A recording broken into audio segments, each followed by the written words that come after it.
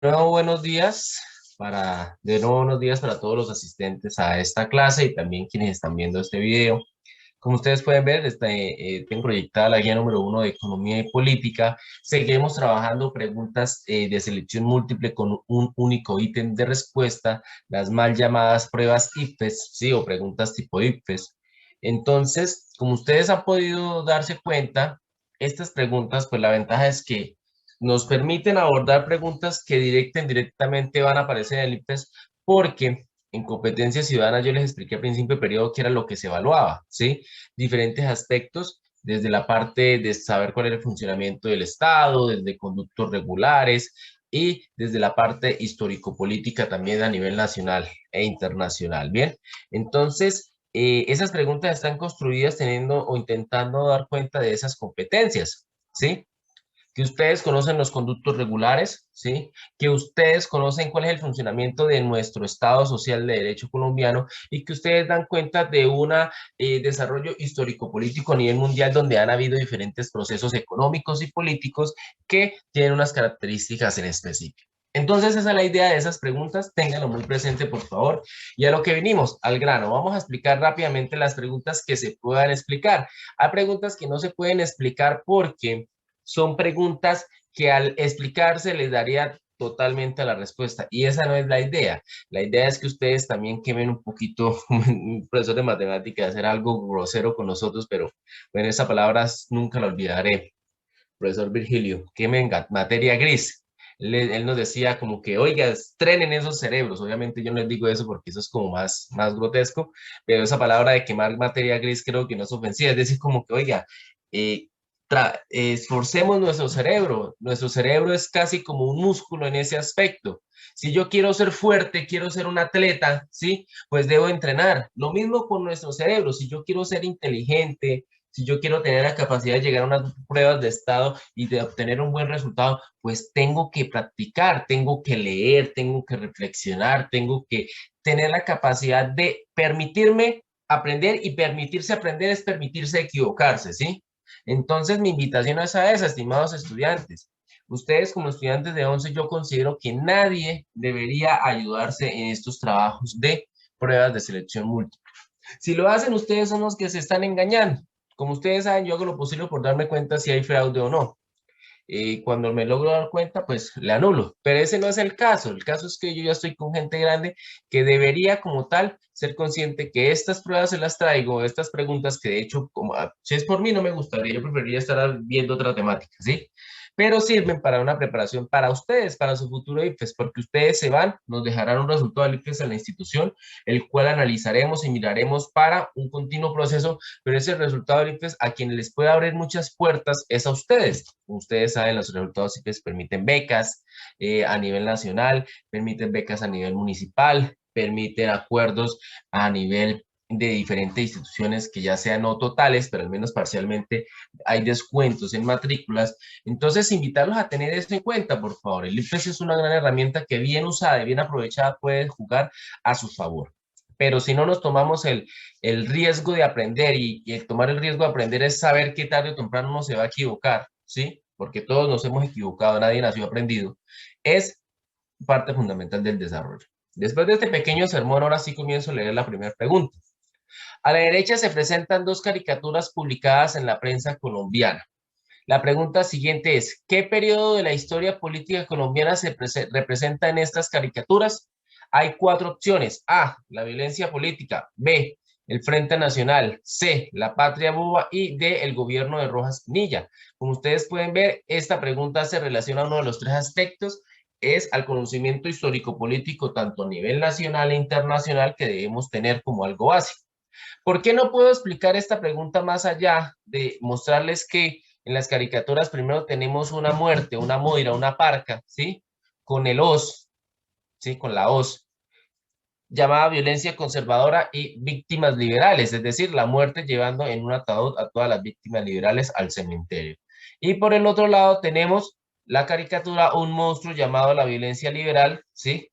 Y tenemos un afilador y pareciera que aquí hay algo que nunca he podido entender por el tamaño, pareciera que esto dijera Cauca y en el otro no sé qué dice creo que dice sectarismo, ¿sí? Es decir, el afilador del sectarismo le está afilando las uñas a la violencia liberal. No sé si se las estaría cortando o solo se las estaría limando para que fuera más fuerte. Bueno, el caso es que podemos ver una alusión directa a ambos partidos y de ahí para adelante ustedes tendrán que dar cuenta de estos cuatro acontecimientos. Entonces, como tarea les queda leer sobre estos cuatro acontecimientos históricos, escoger cuál es la opción de respuesta correcta y por qué. Ahí no puedo explicar más porque si entro a explicar más de cada uno, fácilmente ustedes tendrán la opción de respuesta correcta. ¿Listo? Segundo punto. Lea atentamente el siguiente fragmento.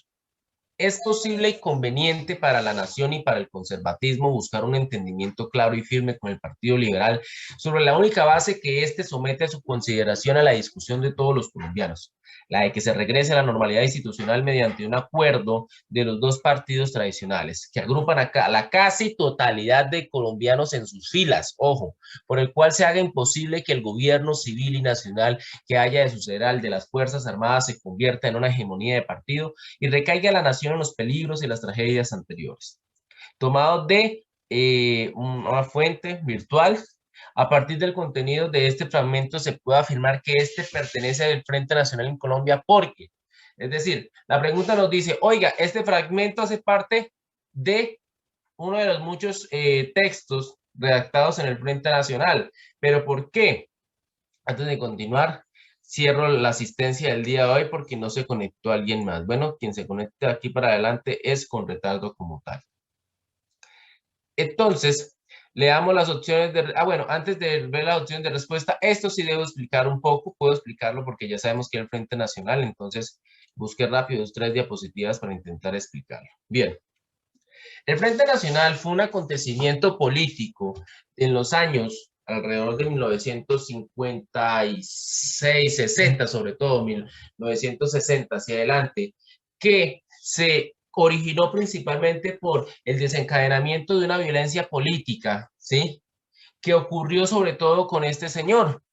Como ustedes pueden ver, quien está en la imagen es Jorge Eliezer Gaitán. Jorge Eliezer Gaitán, ¿en dónde es que normalmente lo encontramos día a día? En los billetes de 1000. Gracias, muy bien, Yolmer, ¿sí? Jorge Eliezer Gaitán fue un caudillo liberal, fue abogado, hijo de maestros, es decir, de clase media, fue político, fue abogado, fue también un hombre que lideró un movimiento de centro izquierda a nivel nacional, que si bien participó en el Partido Liberal, también se separó del Partido Liberal, denunció la masacre de las bananeras en 1929, que hoy en día sabemos que García Márquez la inmortalizó en 100 años de soledad, en donde la fuerza pública abrió fuego y asesinó, no se sabe hasta el día de hoy a qué cantidad de personas protestantes de las plantaciones bananeras de Chiquita Brahms, creo que es una de las comercializadoras de banano a nivel nacional del Magdalena. ¿Sí? ¿Quién iba a hablar? John Naidan. O Sí. sea que Colombia tiene cierta condescendencia que a lo largo de los años en las diferentes manifestaciones que el pueblo ha tenido, el gobierno siempre ha tendido a afectar dichas manifestaciones con la fuerza pública. Pues lo que pasa, pues no me atrevo, bueno, es una excelente pregunta, ¿sí? Y podría ser, no sé si ya hay una pregunta para una tesis de un abogado, de un trabajador social, de un filósofo, de un antropólogo, de un sociólogo, ¿sí? Se podría hacer esa pregunta. Es una pregunta de una tesis de pregrado, pues no sé si ya la hayan hecho. Digamos así, el modus operandi del Estado colombiano, porque más que hablar la palabra Estado colombiano es gobierno, porque una cosa es Estado y otra gobierno. Gobiernos son quienes mandan en el Estado, pero es temporal, ¿sí? Pero el modus operandi de los gobiernos en Colombia ante las manifestaciones sociales ha sido de represión siempre. Habría que ver, es una muy buena pregunta, ¿sí? Pero uno se pone a pensar por lo menos desde el siglo XX qué acontecimientos han sido de manifestaciones sociales. Está la masacre de las bananeras, que fue de las primeras enormes que ocurrió, ¿sí? Está también una manifestación estudiantil en la dictadura de Rojas Pinilla que terminó con 13 muertos. Está también, habría que ver en la época de los 80, de los 90, ¿sí? Entonces, es una pregunta interesante si la planteamos a fondo. Yo no soy quien para decir que sí o que no. ¿sí? Porque lo que te digo, Naida, es una pregunta que tiene ríos de tinta por recorrer, ¿sí? Habría que mirar promedio de manifestaciones en la historia del siglo XX y siglo XXI, en cuántas manifestaciones desafortunadamente ha habido una violencia militar empleada por el Estado para reprimir esas manifestaciones, ¿sí? Y entonces uno fácilmente podría decir si es una regla por la cantidad o es una excepción, ¿sí? Entonces, mira cómo yo te puedo plantear esa pregunta fácilmente para una... Yo creo que alguien ya se la debe haber hecho y si no, la verdad creo que ahí hay mucho por ver. Listo, Naida, pero no te sabría decir como tal. Pero desafortunadamente, el Estado sí en muchas ocasiones lo ha hecho. Es algo que no se puede tapar el sol con un dedo. Desafortunadamente, hay muchos registros históricos desde los años siglo XX, también siglo XXI, en donde muchas manifestaciones sociales, sea el actor social que sea, estudiantil, obrero, sí, sindical, como lo quieran ver, muchas veces se ha empleado el uso de la fuerza, que desafortunadamente en algunos casos ha terminado desencadenando inclusive muertes de algunos participantes de esas manifestaciones. ¿Listo? Volviendo a Gaitán, Gaitán denunció eso porque en esa época los periódicos no lo habían reportado como tal, ¿sí? Pero Gaitán fue el que, cuando eso era senador y en el Senado, hizo control político al gobierno de aquel momento, ¿sí? Para denunciar que la situación tan terrible que estaba ocurriendo porque se había asesinado por el mismo Estado, había abierto, el mismo ejército había abierto fuego contra los manifestantes en una plaza pública, ¿sí? Y había asesinado a diestra y siniestra. García Márquez inmortalizó esa imagen diciendo que eran más de 3.000 personas, que los vagones del tren bananero estaban llenos de cadáveres. Sí, es obviamente una figura literaria excesiva, pero pues pareciera que los registros unos los dan por mínimos, pero hay otros que dicen que sí, no es tan descabellado pensar en una escena semejante. ¿Listo? El caso es que Gaitán denunció eso, también fue alcalde de Bogotá, fue ministro de Transporte, creo que fue, pero Gaitán inclusive fundó un movimiento político de centro izquierda separado del liberalismo y finalmente volvió al Partido Liberal. Cuando asesinan a este señor el 9 de abril de 1949, si no me equivoco, a Jorge Eliezer Gaitán ya era prácticamente el próximo presidente en la medida de que era un hombre que reunía, ¿sí? O era capaz de llegarle al pueblo con sus discursos y con su sentir. Entonces era un hombre que movía pueblo, que movía masas, y era un hombre que si miramos dentro del espectro político del país, ¿sí? Hubiera sido para muchos el primer presidente del país de una postura centro-izquierda y no una postura prácticamente de centro-derecha, ¿sí?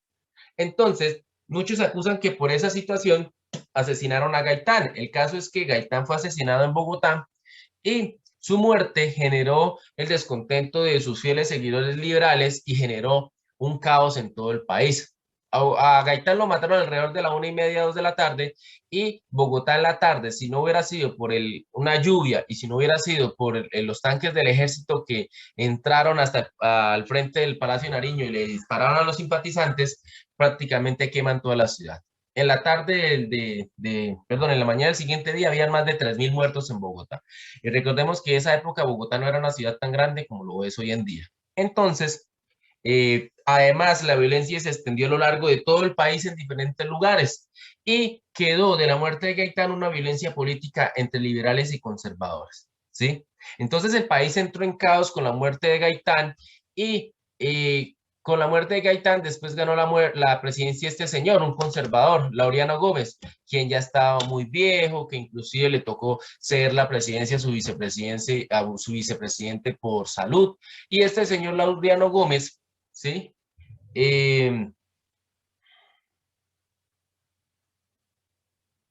Perdón, se limitó el internet. Y este señor Laureano Gómez fue depuesto, ¿sí? Por este señor, Gustavo Rojas Pinilla. El único golpe militar que ha habido en el país. En el país solamente en los registros históricos podemos denunciar que oficialmente han habido prácticamente 2 dictaduras, ¿sí? ¿Por qué? Gustavo Rojas Pinilla, por un lado, ¿sí? Quien asumió mediante la fuerza, porque era el comandante jefe de las fuerzas militares del momento, y quien asumió mediante la fuerza, si no me equivoco, en 1953, 3 años después de Laureano Gómez, el presidente, tomó el poder mediante la fuerza y el Congreso ya estaba cerrado y él no lo volvió a abrir, sino que él días antes perdón, él sabía que iba a haber una Asamblea Nacional Constituyente, ¿sí? En el 53. Y días antes de que esa Asamblea Nacional Constituyente se creara, que era la que iba a crear una nueva constitución, dio el golpe de Estado y la Asamblea Nacional Constituyente la tomó como el Congreso. Algo como lo que pasa hoy en Venezuela. Ustedes se dan cuenta que Maduro, como la mayoría del Senado, lo que llamaríamos allá la Asamblea Legislativa, creo que la llaman, el Congreso, como el Congreso nosotros, él perdió las mayorías, ¿sí? Ya no tenía la mayoría de los representantes a su favor, entonces denunció fraudes y eso se fue un caos, entonces terminó clausurando el Congreso en Venezuela y creó una Asamblea Nacional Constituyente que se volvieron los senadores de él. Lo mismo hizo Rojas Pinilla. Rojas Pinilla dio el golpe antes de que se montara la Asamblea y cuando se abrió la Asamblea los tomó como prácticamente su Congreso durante todo el tiempo que gobernó. ¿Listo? Entonces, Rojas Pinilla, junto a Rafael Reyes, al principio, ¿se acuerdan de Rafael Reyes cuando hablamos en noveno de la guerra de los 1000 días? Después, que fue el primer presidente después de la guerra de los 1000 días, que fue un dictador porque cerró el Congreso, ¿sí? Entonces, un paréntesis. ¿Qué significa que alguien sea un dictador? ¿Quién me lo quiere aclarar después de lo que he dicho? Pues que hace lo que quiere y que no hay algo que se le oponga, que no importa lo que digan los demás, pues él tiene su punto de vista y él lo hace como él piensa que debe ser. Muy bien. Un dictador es una persona que asume un gobierno y mediante la fuerza no tiene un contrapeso, sino que es la máxima autoridad de todo. Y Gustavo Rojas Pinilla terminó siendo eso, porque era la máxima autoridad del país. La Asamblea Nacional Constituyente, más allá de aprobarle cosas, no era como tal un Senado que fuera un contrapeso, porque en la actualidad, por ejemplo, nuestro actual presidente propone algo y si el Senado no se lo aprueba, no se hace, punto, ¿sí? No tiene la capacidad de hacer y deshacer todo como él quisiera, pero un dictador sí tiene la capacidad de hacerlo. Rafael Reyes también lo hizo a principios del siglo XX porque él cerró el Congreso. Y este señor, ya te doy la palabra, ya tenía el Congreso cerrado y tuvo como una Asamblea Nacional de Constituyente de títeres para mostrar que tenía un cuerpo legislativo que le creaba leyes. Te escucho, Naida. El Senado está conformado por el Congreso y por la Cámara de Representantes. Sí, señorita, que son muy diferentes. ¿Por qué? Ah, no sé. ¿Cuál es la diferencia? A ver, aquí antes de seguir con esta vaina, ¿cuál es la diferencia entre un senador y un representante a la Cámara? A ver, los escucho.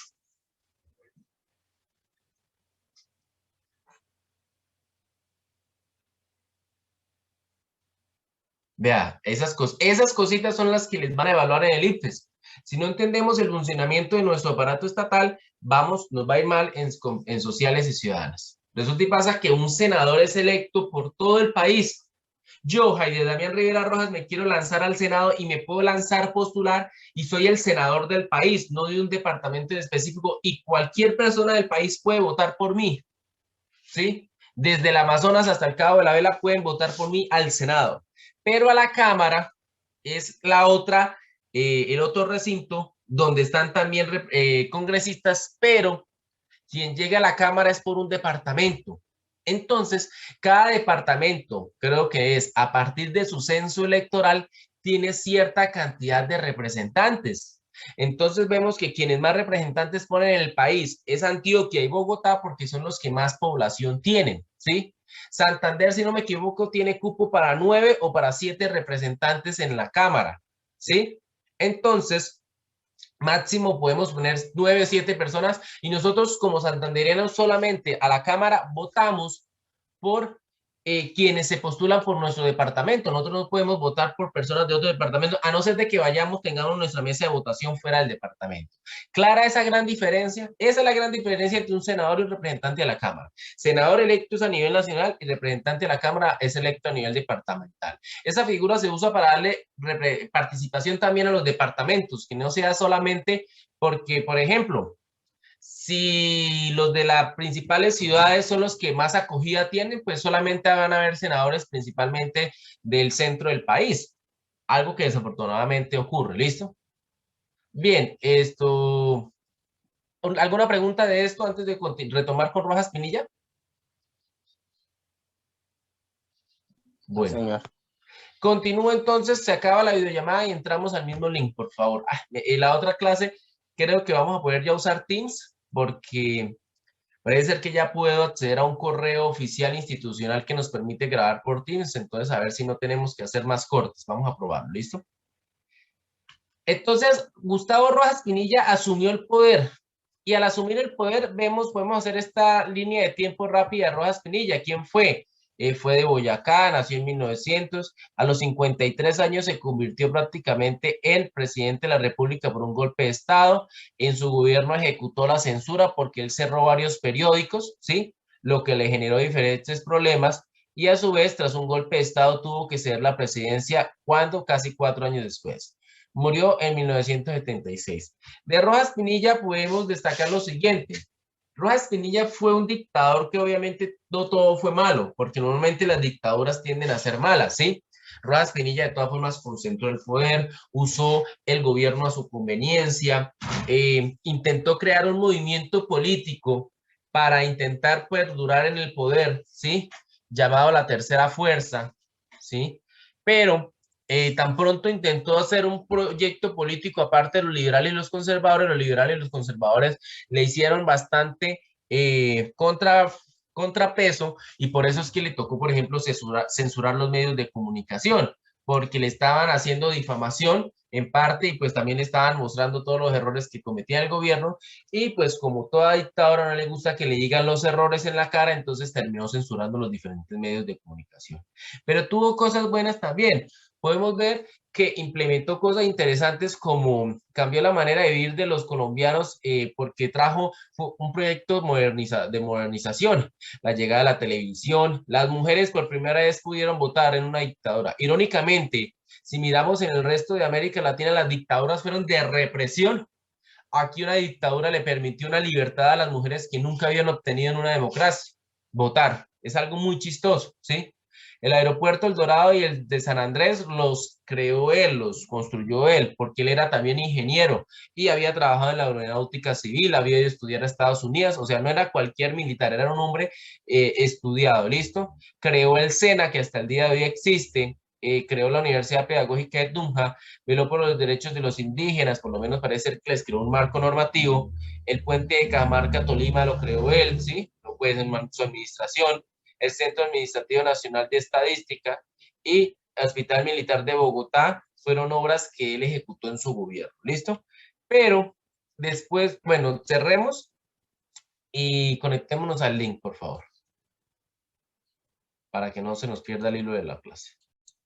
Bien, entonces, retomando después de este pequeño corte, vemos que después de la muerte de Gaitán viene un momento de caos en el país, en donde Laureano Gómez no pudo mantener el poder porque fue dado un golpe de Estado por el militar Gustavo Rojas Pinilla, que ese golpe de Estado fue inclusive patrocinado por los conservadores y liberales, porque prácticamente más allá de quienes estaban en el gobierno con Laureano Gómez, nadie lo respetaba como un gobernante, no tenía la potestad, ya estaba muy viejito, estaba enfermo y el país estaba en caos. Gustavo Rojas Pinilla, pues por lo menos puso mano dura para la violencia política, terminó, digamos, entre comillas, como que fue un alto al fuego entre esa violencia porque ya ni liberales ni conservadores estaban en el poder, pero quiso postergarse en el poder también, creando una nueva fuerza, lo cual lo conllevó a que los liberales y conservadores se le volvieran una oposición constante que terminaron, ¿sí?, arrebatándole el poder al señor Gustavo Rojas Pinilla en 1957, si no me equivoco, cuando la misma junta, una junta militar le arrebató el poder y ordenó primero que nada elecciones, si no me equivoco. Entonces,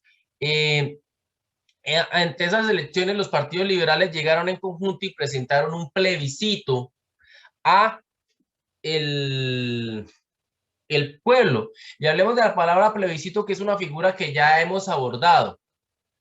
¿Cuál es la diferencia entre referendo y plebiscito?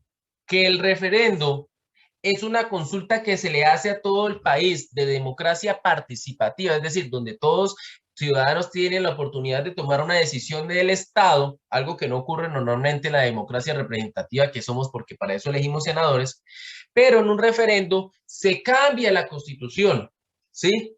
En un plebiscito no se cambia la Constitución, en un plebiscito se le pregunta a los ciudadanos de a pie la toma de una decisión que el Ejecutivo normalmente podría tomar, pero la decide poner en consideración del pueblo para ver si la aprueba o no. El último gran plebiscito que tuvo el país fue el plebiscito por la paz que el señor Juan Manuel Santos creó, porque en las negociaciones de paz con la guerrilla de las FARC en La Habana, él no tenía la obligación de preguntarle al pueblo si estaba de acuerdo o no con la implementación de los acuerdos de paz. Pero este señor, unos dicen que fue una estrategia política para intentar enterrar el uribismo, y lo que hizo fue revivirlo. Otros dicen que fue como una forma de intentar blindar los acuerdos y que no ocurriera lo que ocurrió en los años 90, cuando el M-19 se desmovilizó, pero no se le preguntó a la población y pues terminó habiendo un magnicidio porque quienes se desmovilizaron, muchos fueron asesinados. Entonces, el caso es que en esa época al país se le hizo la pregunta, ¿está o no de acuerdo con el proceso de paz? En la época del Frente Nacional, se le hizo la siguiente pregunta, ¿está usted o no de acuerdo con que los dos partidos, ¿sí?, que reúnen la gran mayoría de la población colombiana se alternen el poder durante 16 años, durante 4 años por periodo? Más o menos era así la pregunta. ¿Sí o no? Es la respuesta. Y ese plebiscito, que en esa época votaron más de 3,5 millones de personas, si mal no recuerdo, porque tuvo buena participación de todas formas de quienes podían votar, fue elegido el sí. El sí ganó.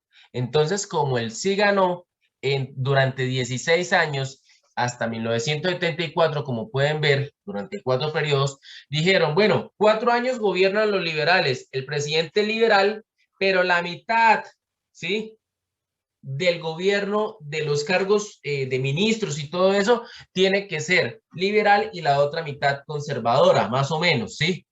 Los otros siguientes 4 años gobierna otro presidente, pero ahora conservador, entonces el partido lo escoge, ¿sí?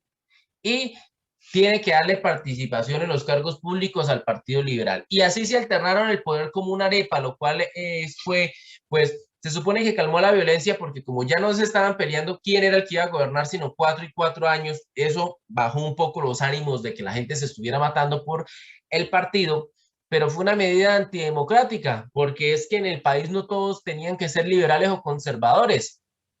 Habían movimientos que no estaban ni afiliados al Partido Liberal y al Conservador, como el que quiso montar el mismo Rojas Pinilla. Gaitán había montado uno, pero había vuelto al liberalismo. Y habían otros movimientos que se sintieron excluidos porque si yo quería participar en el gobierno, tenía que ser o liberal o conservador. Algo totalmente antidemocrático. ¿Listo? Muy bien. Entonces, como ustedes pueden ver, quienes se lo pusieron de dos maneras, políticamente con movimientos, un movimiento liberal o el Frente Unido Popular, es decir, movimientos que como no podían acceder a la participación del poder, al menos a los procesos de elección, le hicieron boicot o por lo menos mala propaganda a esta medida. Y también resistencia armada, ¿sí? Como la que le hizo el Partido Comunista Colombiano y la Alianza Nacional Popular a ANAPO, quienes denunciaron que el Partido Liberal y el Conservador habían secuestrado el poder, no le estaban dando participación, además fuerzas alternativas, y por ello se rebelaron en las armas. ¿Listo? Eso fue rápidamente el Frente Nacional. El último presidente del Frente Nacional y después presidente electo democráticamente, si no me equivoco, fue el señor Misael Pastrana Borrero, el papá de Andrés Pastrana Arango, que también luego fue presidente. Entonces, Carlos Lleras Restrepo, si no me equivoco, fue el abuelo de Germán Vargas Lleras, ¿sí? Guillermo León Valencia es el abuelo de Paloma Valencia, ¿sí? O no sé si el abuelo de Vargas Lleras es Alberto Lleras Camargo o Carlos Lleras Restrepo, pero si no me equivoco son familiares, ¿listo? Entonces ahí les paso ese datico de cómo el linaje de sangre ha perdurado en la política de nuestro país, ¿bien? ¿Alguna pregunta hasta el momento? No, señor. Bien, gracias, Andrés. Veo que antes se desconectó una persona, quién sabe quién no habrá podido conectarse. Voy a mirar un momentico el WhatsApp si hay alguien que me está escribiendo de que no se pudo conectar. No creo, la verdad. No, no es nadie de 11 en este momento. Entonces, bien, entonces, continuando con la clase, esa es la pregunta o esa es la explicación rápida del Frente Nacional. Entonces nos están preguntando este texto que habla de una posible y conveniente unión entre el Partido Liberal y Conservador que representan a casi la totalidad de todos los colombianos políticamente. ¿Con qué fin? Con el fin de que no siguiera después de Rojas Pinilla otro golpe militar, porque ese era también el miedo de los dos partidos, que se instaurara un modelo militar que era totalitarista, porque pues hay que tener claro que los militares principalmente saben es usar las armas, ¿sí? Entonces, pues mediante las armas, pues no es que sea un gobierno democrático. Entonces, se puede afirmar que este pertenece al periodo del Frente Nacional en Colombia porque y tienen las 4 opciones de respuesta. Ya las tendrán que leer y las tendrán que analizar. Bueno, paso entonces a la tercera pregunta. Lea atentamente el siguiente planteamiento. El actual conflicto armado que enluta a vastas regiones y amplios sectores de la población colombiana afecta de manera directa o indirecta a toda la nación. Somos conscientes de la nefasta influencia totalizadora de este flagelo sobre los diversos estamentos de la vida nacional. Toda guerra, de hecho, compromete a la población civil, destruye la economía de las regiones y subvierte los valores sociales. La guerra que desató la subversión y que nos ha obligado a responder no es una guerra de posiciones con distintivos convencionales y combatientes identificables, como en los enfrentamientos bélicos regulares. Es una guerra irregular en la cual la guerrilla se camufla dentro de la población. Este planteamiento fue realizado probablemente por, no traje diapositivas como tal para eso, pero les hago la pregunta. ¿Cuáles son los actores militares que han intervenido en el conflicto armado colombiano?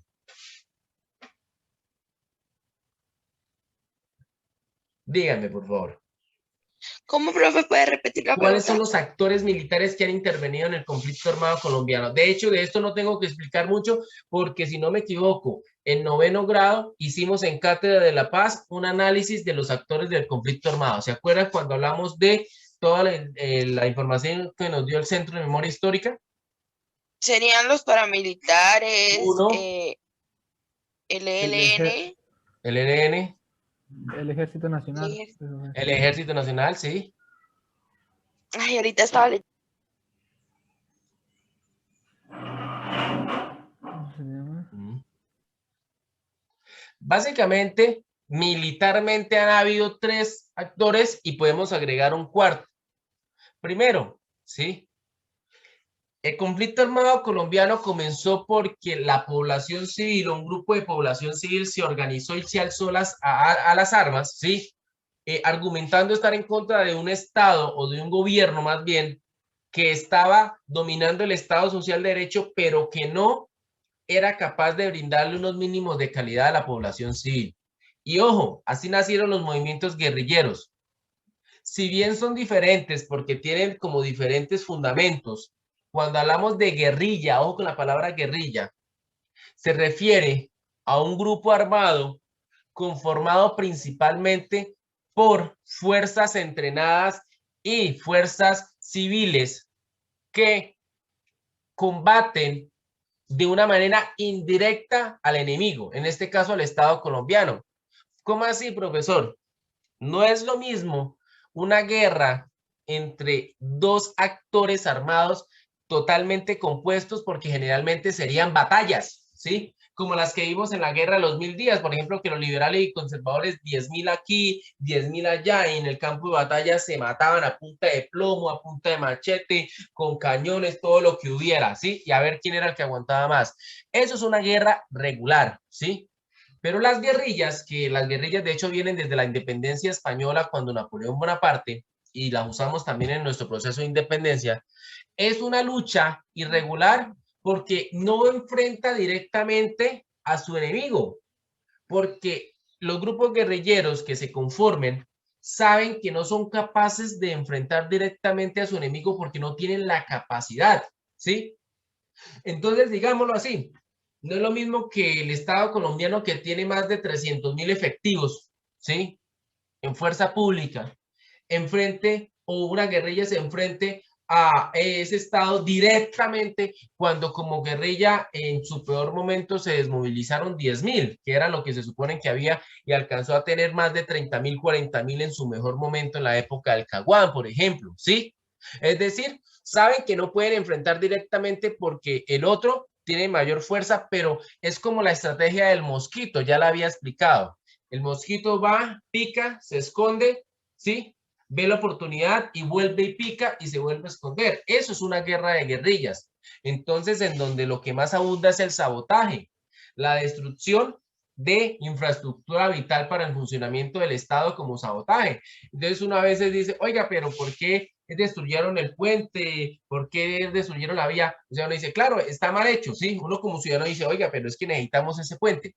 Pero dentro de la lógica de la guerra de guerrillas, es lo único que pueden hacer porque saben que no se pueden enfrentar directamente a ese enemigo porque no tienen la capacidad. ¿Listo? Y esa guerra de guerrillas Profe, no solo se ha usado en nuestro país, sino a lo largo de la historia como referente, sobre todo está la guerra civil española, ¿sí? Entonces hay una problemática, ya te doy la palabra, Nadia. Cuando la fuerza del Estado, ¿sí? Llega a un territorio, no va a encontrar la guerrilla acampando siempre como tal, sino que la guerrilla muchas veces va a estar escondida y va a estar también mezclada con la población civil. Entonces, ahí es donde viene la problemática, ¿sí? Y eso es lo que desafortunadamente pasó en nuestro país. Y como dicen, justos pagan por pecadores. En medio de esa cacería de brujas que se convirtió la limpieza en contra de los grupos de guerrilla de nuestro país, pues se pasaron, digamos vulgarmente, al colador, ¿sí?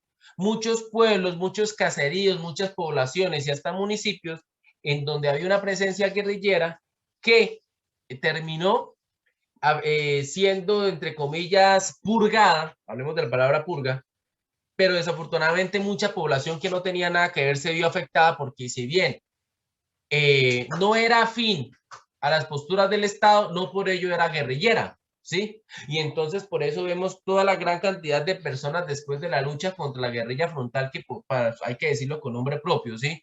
La lideró el expresidente Álvaro Uribe Vélez, que se han manifestado como víctimas porque cayeron familiares, personas conocidas en esa lucha frontal, porque luchar frontalmente contra una guerrilla no es luchar contra un ejército conformado, sino es luchar contra prácticamente intentar dentro de la población encontrar quién es guerrillero y quién no.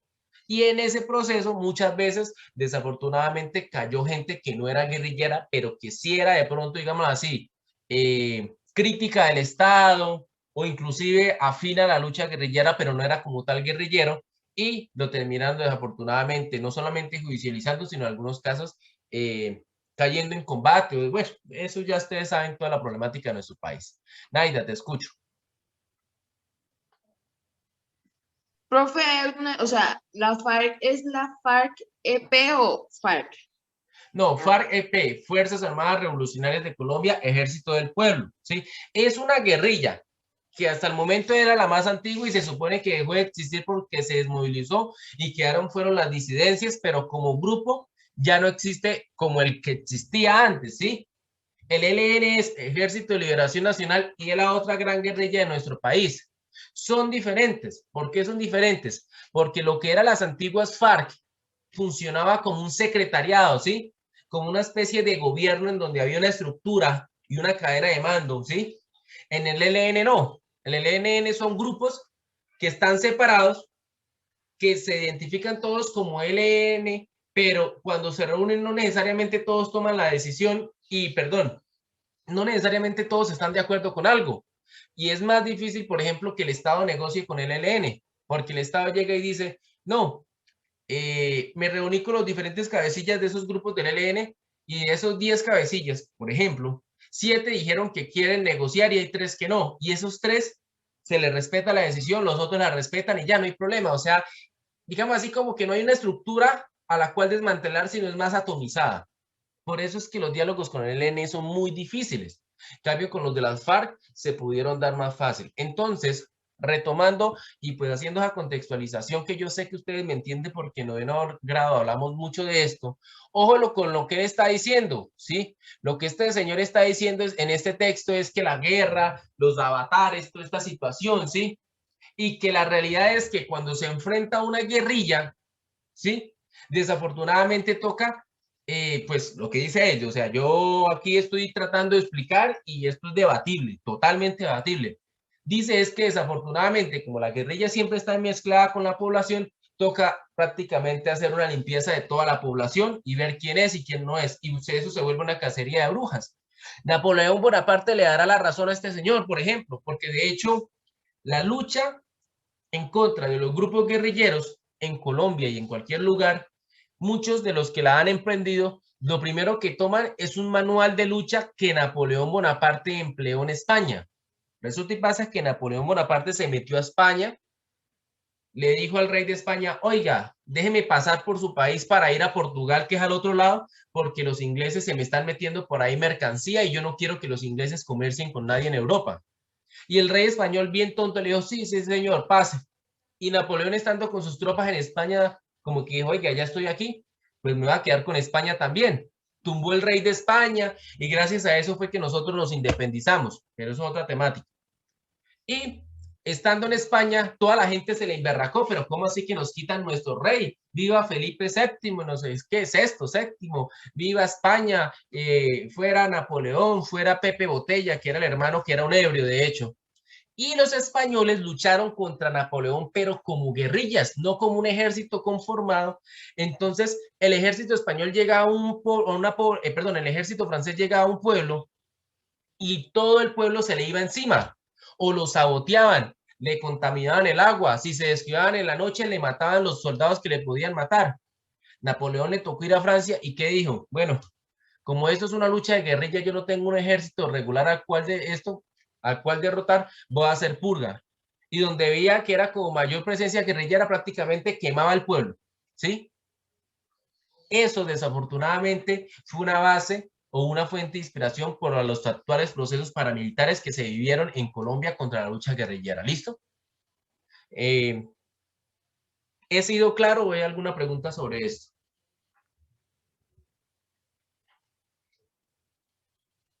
Claro, profe, claro. ¿Sí?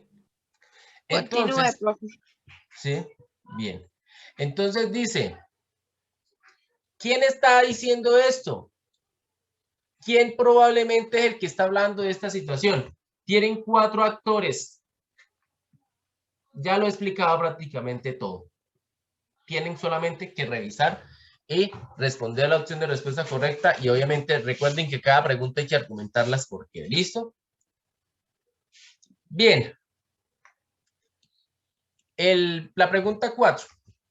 En el contexto de la crisis económica que experimentó el país a finales de la década de 1990, el gobierno colombiano estableció una serie de acuerdos con el Fondo Monetario Internacional que contemplaban la ejecución de medidas tales como reforma estructural del sector público, fortalecimiento del sector financiero, reducción del gasto del gobierno central, reforma pensional, protección al libre comercio, extensión del impuesto al valor agregado IVA, participación del sector privado en servicios de infraestructura, flexibilización laboral, mayores condiciones legales para la inversión extranjera en explotación petrolera y minera y privatización de bancos estatales y empresas públicas del sector energético y de telecomunicaciones.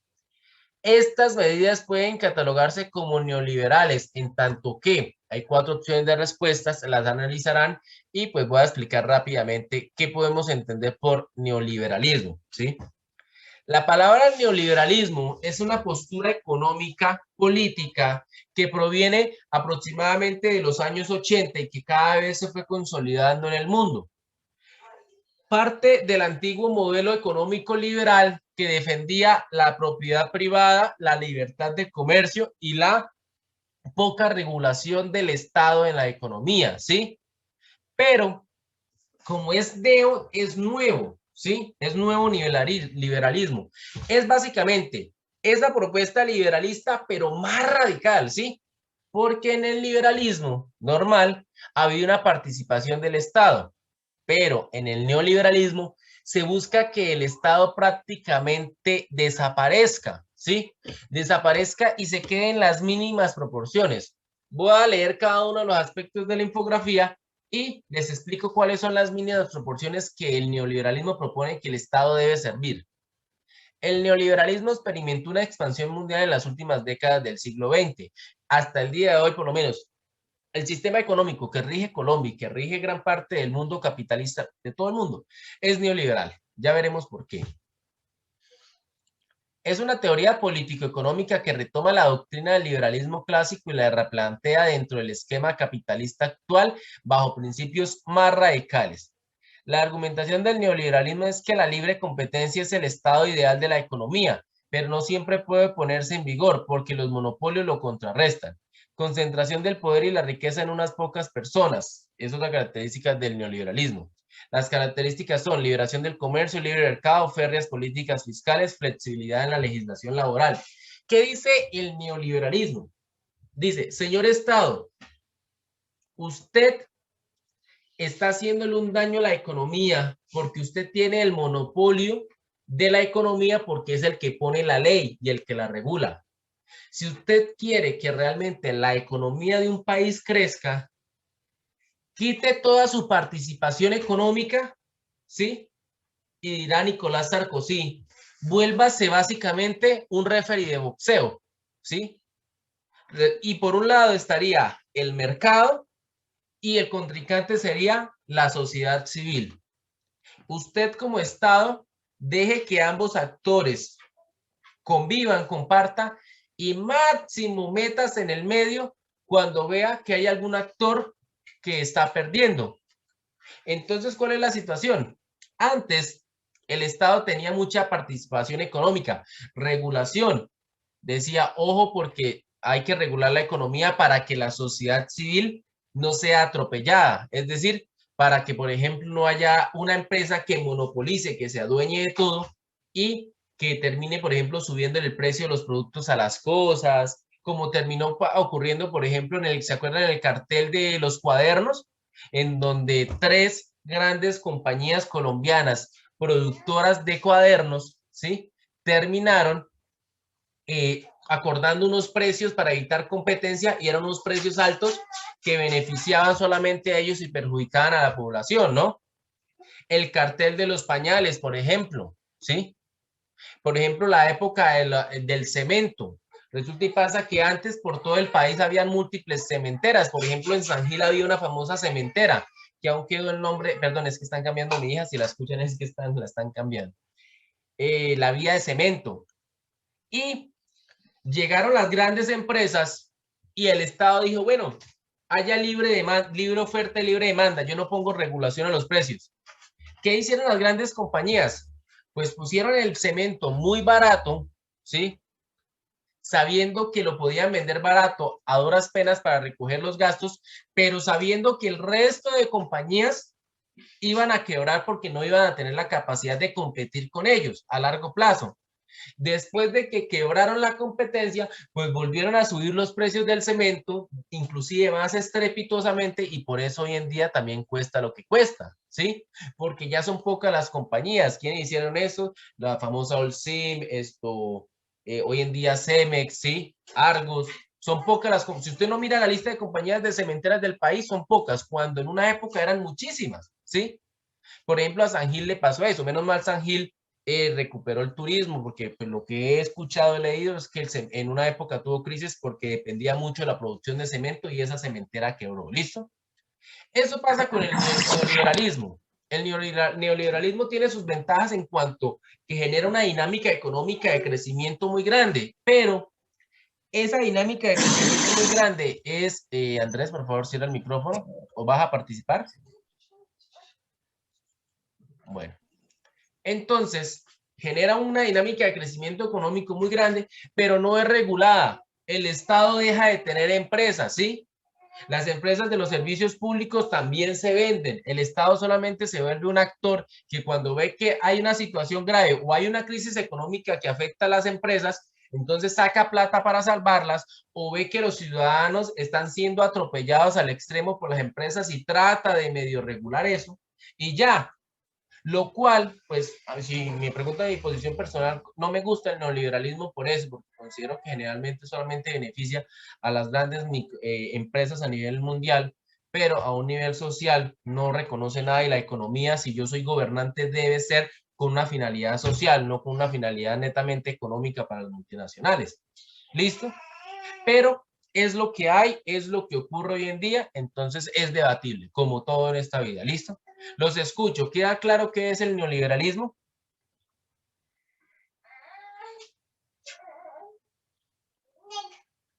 Los escucho. Sí, señor. Listo. Entonces el neoliberalismo, como les digo, busca que no haya ningún tipo de regulación estatal, ni en la dinámica de oferta y demanda de los precios, ni en el precio de un producto, ni en nada de lo demás. ¿Listo? Entonces tener eso claro. Entonces, a partir de esta explicación, queda claro qué es el neoliberalismo. Teniendo claro qué es el neoliberalismo, vamos ahora a compartir entonces, por favor, esta pregunta, ya la tienen. Y la última pregunta, ¿sí? Considere el siguiente fragmento extraído de un Plan Nacional de Desarrollo de México. 2 puntos. La productividad no solo se incrementa con las grandes reformas estructurales, el proceso de crecimiento del país también se puede y debe impulsar desde los sectores privado, social y desde los órdenes de gobierno. En este sentido, esta estrategia plantea que la Administración Pública Federal busque el incremento de la productividad mediante la eliminación de trabas que impiden el funcionamiento adecuado de la economía, promoviendo la creación de empleos, mejorando la regulación y, de manera especial, simplificando la normatividad y trámites gubernamentales. Bien, ¿cuál de los siguientes modelos es afín a esta propuesta para mejorar la productividad económica? ¿Qué nos dice el texto? Oiga, necesitamos mejorar la productividad. Pues bajemos las regulaciones que tenemos para que haya mayor productividad. Hay 4 opciones de respuesta, de propuesta económicas, y si entro a explicarles más, les doy la respuesta. Entonces no les puedo como tal explicar, aunque yo sé que un estudiante de 11 ya tiene claro que es una democracia. Les acabo de explicar qué es el neoliberalismo. Ustedes ya saben desde 7º grado qué es una monarquía y de qué trata, ¿sí? Y el socialismo, quizás se los vuelvo a explicar, pero porque yo sé que ya lo hemos trabajado, pero la clave del socialismo es la propiedad privada. ¿En qué sentido? Mientras en el capitalismo, que es entre comillas el opuesto al socialismo y al comunismo, se defiende la libre propiedad privada, que yo tengo la oportunidad de tener la propiedad privada que se me dé la gana desde mis capacidades. Desde el socialismo, no es que se elimine la propiedad privada, pero el Estado se vuelve un actor muy importante en la economía, no solamente regulador, sino a su vez crea empresas con patrocinio estatal, con plata estatal, para generarle riqueza al Estado y por ende riqueza a la población. ¿Sí? Entonces el Estado crea empresas de servicios públicos, crea empresas como Ecopetrol, que es del Estado, crea empresas como Isagen, que era del Estado, que la vendieron para las hidroeléctricas del país, crea empresas como ISA, que es la que transporta la red eléctrica, no solamente el país, sino en algunas partes de Latinoamérica. Entonces, eso sería una postura de índole socialista, en donde se busca generar un desarrollo económico en donde el Estado no solamente sea un actor regulador, sino que genere propiedad estatal. Entonces, quienes critican el socialismo dicen, oiga, pero es que eso es injusto para quienes no tienen la capacidad de crear esa propiedad privada y no deja crear más empresas y el Estado se vuelve el dueño del monopolio. Algo que critica el neoliberalismo, lo que les explicaba ahorita. El neoliberalismo dice, no, el monopolio debe estar libre y quien tenga el monopolio es por libertad de mercado, no porque el Estado sea el que lo tenga. Con eso yo no tengo nada más que explicar y ya estarían ustedes responder. ¿Alguna pregunta, estimados estudiantes? Los escucho. No, señor. Bueno, no siendo más, si no hay nada más que preguntar, les deseo lo mejor en este día. Con esto hemos terminado la clase. Cuídense mucho, por favor. Quedo atento a las preguntas que tengan de alguna duda, pero creo que he sido muy claro en esta clase. Bueno, feliz día. Profe, tengo una pregunta, Señor, pero no es de la clase. no Es importa, a ver, hágala, que de para eso estamos aquí en videollamada. es de la guía de filosofía, donde usted pone el primer punto que toca hacer un mapa conceptual o Mapa mapa mental. mental. Mapa El mapa mental. mental. Uno lo puede hacer en una Señor. Uno lo puede hacer en una aplicación o toca hacerlo escrito. No, hagámoslo a manito para que se vea el fetiche del papel. Estamos aún, volvimos 2000 años atrás donde la rúbrica, la letra, la firma da cuenta de su identidad. Entonces, si usted lo hace a mano, yo al menos sé que hubo una persona ahí, ¿sí? Y con la comparación de su letra puedo dar fe de que al menos usted fue el que hizo eso. Pero si lo hacen en computador y eso, como estamos remotamente, pues hay personas que se las dan de vivas y le pagan a alguien que lo haga y no lo hacen. Otra persona les hace y no aprenden. Es como una manera de coerción, de control, ¿sí? Como que trato para asegurarme. Por eso al final prefiero, debería exigirles aplicaciones porque estamos en la era digital, pero como no puedo hacer un seguimiento exhaustivo de su proceso de aprendizaje, es como una manera que empleo para ello. ¿Listo, Jolmer? Listo, profe. Bien. ¿Alguna otra pregunta, estimados estudiantes? No, señor. Bien. Entonces, no siendo más, ahora sí les deseo un feliz día. Cuídense mucho. Los voy a dejar ahí conectados si desean chatear. Entonces, cuídense. Bueno, profe, gracias. Feliz Ustedes, día. un feliz día. Chao, chao. Bueno, profe, feliz día. Gracias, feliz día.